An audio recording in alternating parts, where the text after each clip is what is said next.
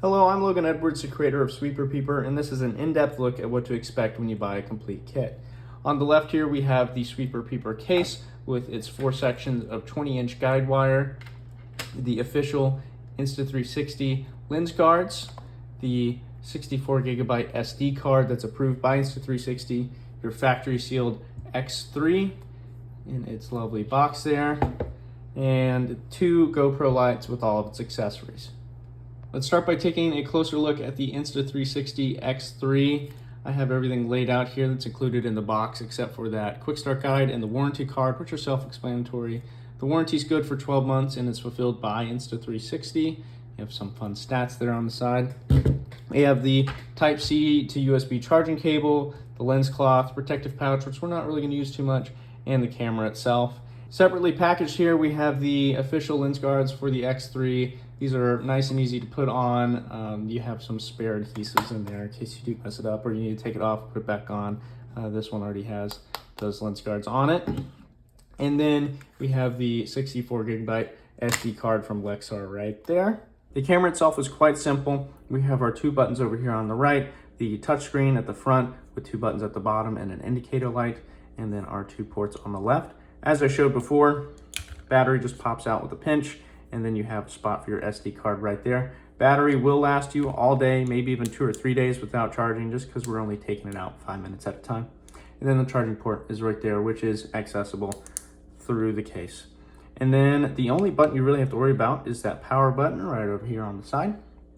Once you get it set up for the first time, it's gonna give you some prompts and get you to download the app. The app's gonna give you some more prompts, get everything connected. It only takes a few minutes, and then from there, you're good to go.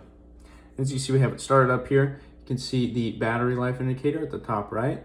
The SD card information will be up there. We don't have an SD card in there, so that's what it's gonna look like. And then at the bottom, we have our frame rate and resolution right there, which is of course all modifiable. That's really all there is to it. If you do tap the power button, you can put it into sleep mode while the customer finishes their cat story, and then you can pop it back on and get to work. Let's talk lights. The complete kit comes with 2 of the GoPro light mods and its accessories. You have the 2 pamphlets here. The light mod user guide has most of the useful information in it. The USB to Type-C chargers right there, same as the camera. The light diffuser, which we're not really going to use for this application, but it's there. We have the light itself and the mount. The mount just slides on to these tabs, just like that, and then you can pull down that little tab there to take it back out.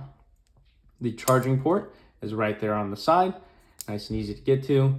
The light indicator is going to turn, it's going to be green if you're above 40%. It's going to turn yellow if you go below 40%, and it'll be red if you go below 10%. And then you just have 1 button to operate it, low, medium, high, and then if you double tap, you go into overdrive.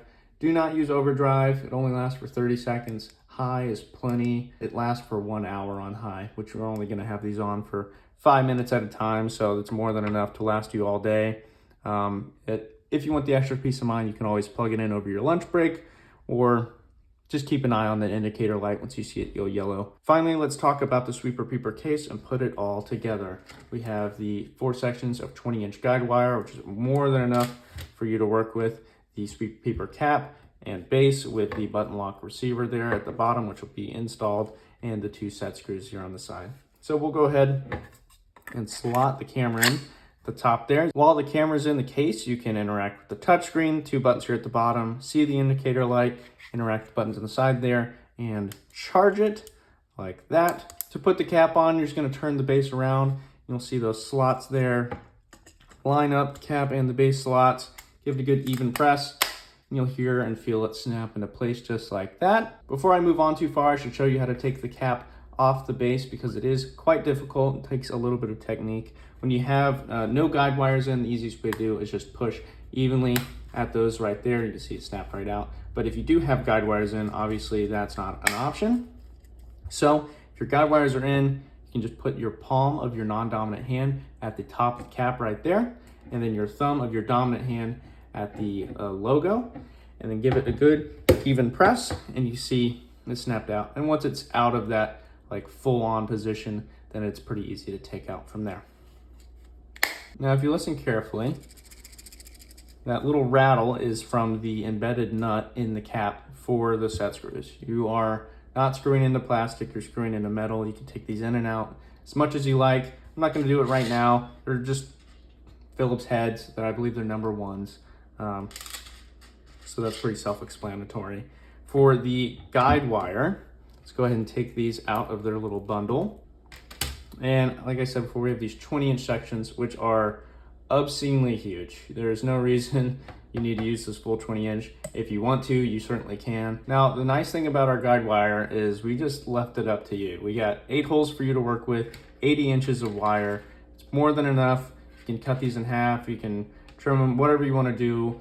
You can do a line through over here and then loop it around back to here, or loop it over to here, however you want to do it. But the thing you need to know is these are a very tight fit. Obviously, we can't have them slipping out willy-nilly. So we have them cut at kind of an angle like that. You may need to take a little razor and shave it down, fit mushrooms. But you're just going to line up with the cap there and then give it a good even push. You may even need to use some pliers if you can't get it in. And then once you have it in one hole, we like to do, this is our favorite angle thus far, is to have it bent around like so. And as you can see, this back end over here is a little tighter and this end is a little bit more mushroom. So let's go ahead and show how to fix that. So I just have like a basic razor knife here. I'm just gonna go to the opening here, kind of open it up a little bit more, and then get the end of the wire here and just trim it a little bit so that it has a little thinner profile to get it started. Don't have to do much. And then it should be able to slot right in. So we want it to be kind of at an angle like this. That's the other deal. Since it's square, you kind of get to decide what shape you want to hold. We kind of like it up at a 45-degree angle from the chimney. And slot it in right there. As you can see, this time presses right through. So once you have your wire in, the reason why we like it in this orientation is you're coming up against a wall. It's going to bounce against that wall quite well, front and back to the side. But when it goes through that damper or any tight spaces, it will bend right out of the way and then pop back to where it needs to be. This is longer than we usually have it. We usually like to keep it maybe 12, 15 inches. So that's why we give you so much excess to work with. You can trim it to whatever size you like. And that's really all there is to know about the guide wires. And then obviously when you go take them out, it does take quite a bit of force, as it should, to slip them out. And you're good, you can rearrange. We've definitely come across some super weird old chimneys who have really narrow spaces, and we'll change out the wires or just push them through a little bit more to make the loop smaller. But you can do it however you want. You can feed it all the way through, so you just have a straight wire coming out. Then obviously these do have a little bit of a natural curve to them, but just a little bit of bending and it will straighten them out. For mounting our lights and charging, there's a few things to be mindful of that I kind of mentioned earlier. So we have these 2 slits here at the top of the cap. You can take your first light and you're gonna be mindful of where that charging port is. So we wanna make sure that's facing to the outside. Now these can be a pretty tight fit. We obviously don't want them coming off in the chimney while we're doing the inspection, getting lost up in there. So we made those a very tight fit. Don't worry, you can still take those out. We'll talk about that here in a second. But as you can see, the charging port is facing out, so we can still have access to that while it's in the case. And then obviously our other one, we're going to have charging port facing out and the light facing the opposite way, and pop that into place. So let's talk about charging. You were careful and you put these charging ports on the lights to the outside of the camera so you can get everything plugged in all at the same time. Open up your port there on the side. And then these are all Type-C chargers. So if you lose one, no biggie, you can kind of rely off of each other. The camera 100% is gonna last you all day. The lights, a little bit of peace of mind, plug them in over lunch, it's worth it. And then that's really all there is to it. Now, for whatever reason, you need to take the lights out. Maybe you want to hot swap one because it got a little cold. As you saw, it took quite a bit of force to put these in. So you're going to want to push out or back, not side to side whenever you do this. So you want to wiggle forward, back, forward, back, forward, back, forward, back while you're pulling, and it comes right out. And then of course, alternatively, you can just pull down on the little tab there. We'll go ahead and do it and take the light out like so. if you need a hot swap. As you can see, we brought in the camera a little closer and changed over the lights so we can do a quick demo showing how to connect the camera to the Insta360 app. So we're just gonna hit that power button once and get that blue indicator light. This is the Insta360 app on the Apple App Store. They do have it on all the third-party tablets and such. It's got lots of features and everything. You can see we got for the Insta360 X3. So we'll just go ahead and show. This is a cold start. We don't have it pre-opened or anything, so this is a good idea of how long it takes to get everything connected. So since we've already done the camera to the app before, get that connect now. And it will take a second to pop up that little option. We say join. If you don't have a tablet or anything for your work already, it is a good addition. They're pretty well priced now. And once we have that connected, we can pop over that. But yeah, we use the iPad to keep track of all of our scheduling, to port over these pictures to our reporting software and all that sort of stuff. So it's a good addition if you don't already have one. But as you see, it's connected there. Now we're looking around from the camera's point of view. It's turned off the screen there so that it can save a little bit of battery. And then just like you've seen in the demos, got our little halo there. It's barely visible. Let's go ahead and turn on the lights on the high.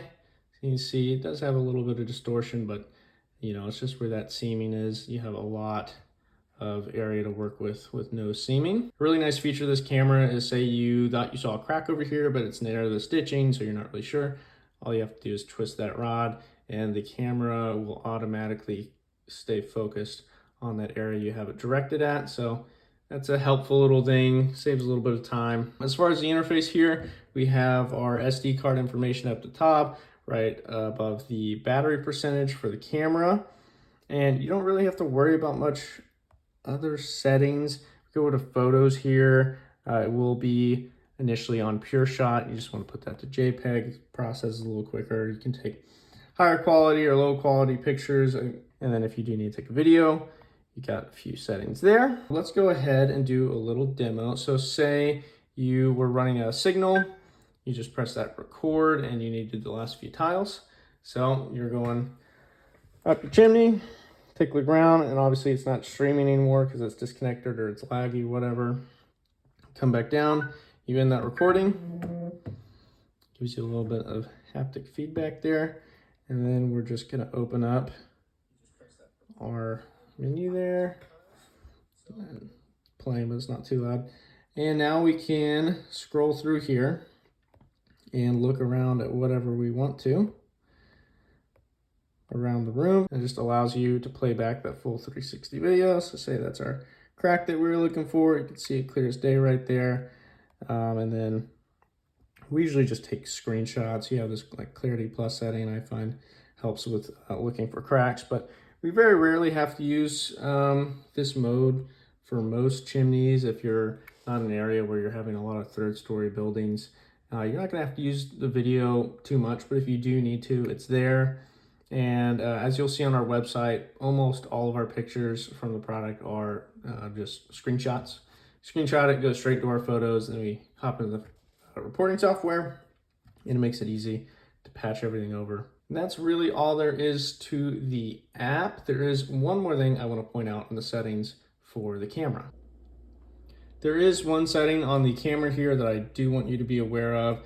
You just swipe down, you have this lens guard stitching effect. Which I'm sure outside of our application does have a positive effect, but I don't know what it is because it doesn't really improve the picture quality or anything, but it does make the halo that is along the stitching line more visible. So that's what that does. That's all there really is to it. If you have any more questions, you can check out the frequently asked questions page on the website or contact me directly on the contact page. Just turn it on here as if we were going to do a actual scan. Just being careful not to double tap those lights, put them in an overdrive. Then I have here a snap lock rod, which fits just fine into that button lock receiver. They also have an adapter that works just as well, like so. And that's all there is to it. These lights are absolutely blinding, so I'm going to turn those off. That's all there is to it. These are shipped with free tracking and insurance, 2 to 3 day delivery, And that's it. Thank you for watching and happy sweeping.